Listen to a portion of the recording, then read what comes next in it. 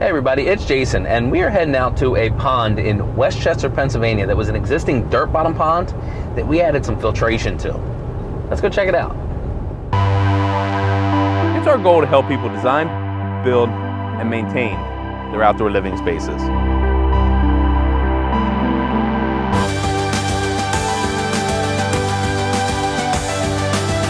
Keep building your outdoor dreams.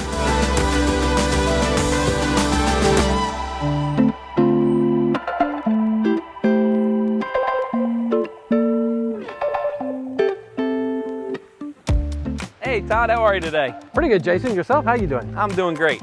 Hey, I wanted to stop out and see what the pond looked like since last year when it was installed, and also go around and just kind of talk about the order of construction and how it got to be what it is now. Yeah, it's amazing how it turned out. A little over a year ago, we used to call this our Shrek pond because it was grown over with duckweed and algae and just a general eyesore for the entire property. We did some research and we realized that to improve the water we needed circulation, aeration, and there was many different ways of doing that, but we're real big fans of trying to be as natural with the environment as we can be. So we try to be really cognitive of not using chemicals, not using artificial mechanical things where Mother Nature's got a good solution. And that was one thing that you guys talked about early on in the process was natural bogs, waterfalls to get the aeration, as opposed to having geysers and big mechanical pump houses and that kind of stuff. And that really intrigued us. Obviously, this is a dirt bottom pond, so this is a lot different than a lot of our liner ponds that we install. This one being dirt bottom. What the plan was originally was to just install the wetland and the wet well and the streams and the waterfalls, but then all of a sudden we ended up putting some other rocks around, and right? Yep, oh yeah. The shape of the pond had been here. It was part of the dig out that they did originally at the construction of the house to handle some of the spring and water runoff that was coming off the property. So not really a retention pond, but kind of, sort of. And this area over to the side was where pretty much the spills from when they did that dig out occurred. We could see some problems with some erosion and a lot of trees and stuff near the pond, and we were concerned at some spots if we didn't do something to sort of stabilize the bank better, we would potentially have bigger problems down the road. Another aspect that we wanted to do was to try to get better and easier access to the perimeter of the pond, especially getting out here planting and weeding and stuff like that. Climbing down a 2 to 3 foot dirt bank near vertical was not the easiest thing to do. So when we saw how the waterfall rock sort of tied right into the surface, it kind of made sense that that would be a nice step spot to be able to access, and also just stunning visual aspect of the rock and the water coming together. So we came out, and the first thing we started doing was excavating out our bog and cutting in our streams, and that allowed us to build the shelves for all the terraces. Many times when we're building streams and waterfalls, everybody thinks it's going to be on a slope, but we actually build it as steps. And by building it as steps, it allows us to build those waterfalls and create those waterfalls. And then at the top, we call it our bog or our wetland, and that is actually what is keeping the water clear. So yeah, we excavated all of that out, and then we started to install the wetland, and then worked from the pond back towards the wetland, putting in all the rocks and the waterfalls. And after that was done, the rocks went around the outside, and the wet well went in.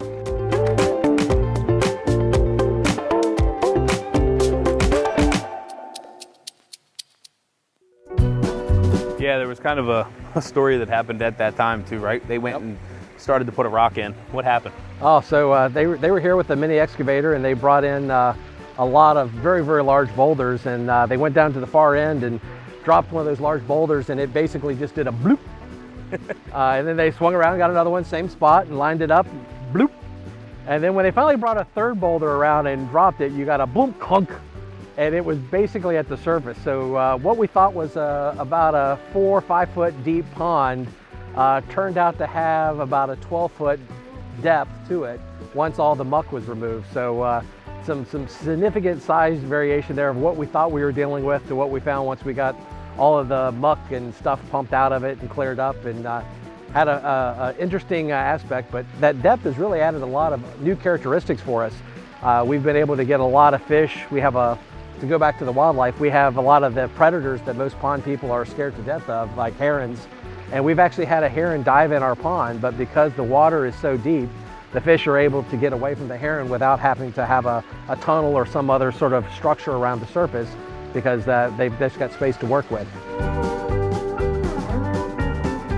So tell me a little bit about what the pond would look like right now if we did not have this wetland filter on it. I mean, I know it was covered with duckweed, but...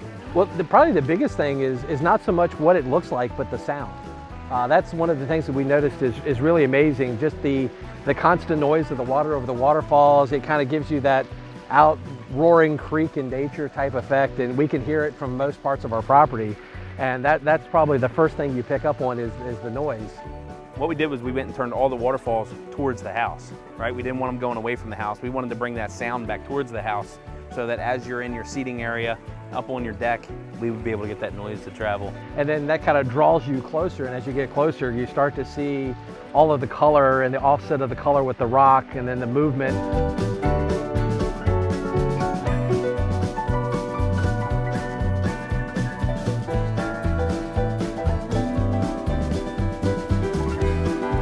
This is actually where the project started, right? This was one of the first areas, was the wetland, and up here we started cutting these shelves out, and then we put, this part is lined from here all the way up to the top. The pond is not lined. So the pond is still that natural dirt bottom. There's constantly springs coming into it, and this is what's keeping the water moving and clear and looking nice. One area that was kind of interest to us how we were going to get the water out of the pond to get it back up to the bog. And we were looking at different skimmer solutions and stuff like that with you. And I remember one of the areas we really wanted to try to include was the stream and the outlet of our pond, because it flows into a natural marsh wetland. And we wanted to try to make sure that we maintain that natural type of flow. And you had a really interesting idea of how to tie that in. Yeah, so we went over the bog and the fact that will keep everything clear. But the other part of that is how we're going to constantly skim this pond to keep the surface clean, also get the water back up to the wetland. So what we did was we utilized that stream where it was running out, and we dug that out. We went back to using a liner, and that way we could house some blocks and some other things, but most of all, house our pumps.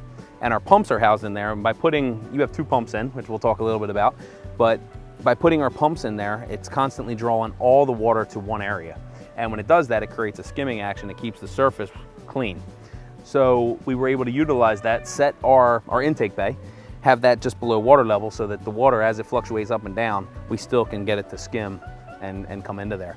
And then, because this is on some springs, it's just constantly overflowing. So not only is it bringing all the debris out, but a lot of the debris is just being pushed out into the wetlands, just like it naturally was.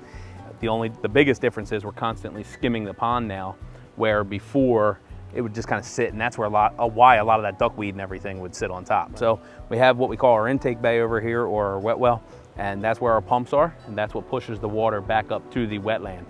Another interesting side effect of that is that channel where it feeds into that basin gives an area of pretty decent flow of water, and that seems to be a natural attraction for the fish. Yep. That we quite frequently will see the koi and the goldfish swim into that stream and sort of play around in that current a little bit, and that adds a nice added visual aspect that we hadn't really thought of when we did that design. Yeah, they really like that moving water.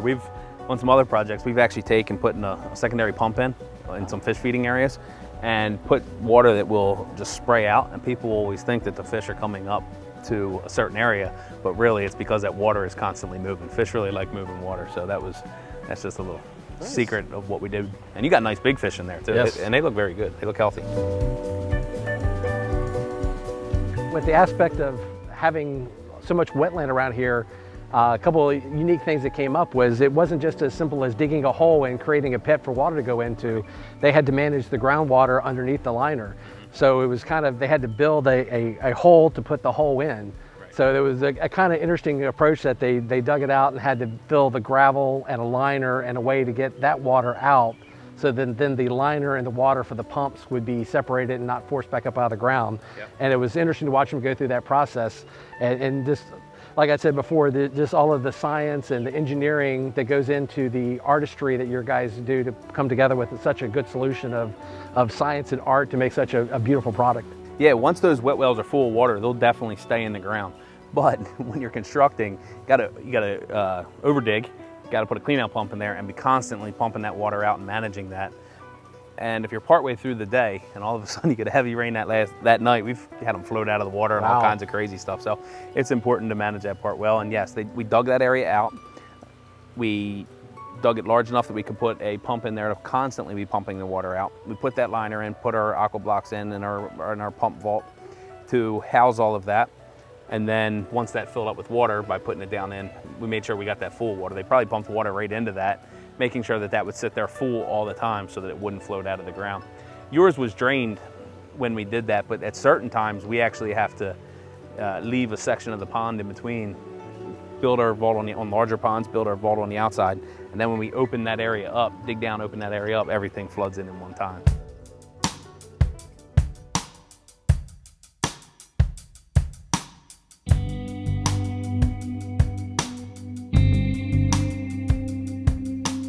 One of the aspects of the pump set, I remember we set up, there were two pumps. One was a filtration pump and the other one you called it the party pump. And I thought that was a very interesting characteristic and why you suggested the two pumps for us. Yeah, so we needed that basically 5,000 gallons an hour going to the bottom of the wetland because we need that water to travel through the pipe. It travels through the pipe very quickly. We need that to slow down once it gets into the wetland and it comes up through that filter media and through the gravel. And that's where all your bacteria is growing and everything, and actually through the plant roots. So that's how the water is being filtered. So we wanted two pumps so that it would look nice, but we really only needed one for the filter. So that one comes into the bottom, that's what's filtered in your pond, and then it spills over the wetland. The second pump, it just comes out on top, and that just makes it so that the waterfalls look nice, and so you get some more sound when you're up on the deck. The name of the second pump is the party pump. The party pump. The party pump, yep, party pump. When you're having a party, make sure it's on. It's like the turn it up to 11 aspect. So it definitely gives a much different visual effect when we put the second pump on. Yeah, it throws about another 7,000 gallons an hour at the waterfalls.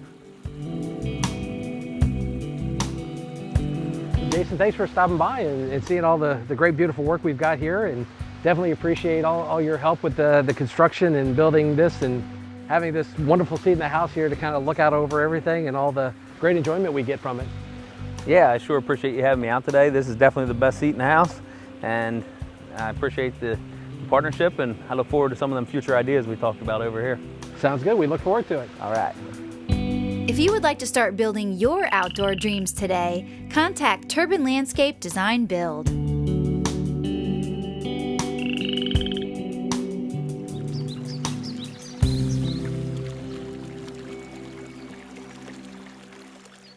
Can we just take him for video all the time? This is way easier.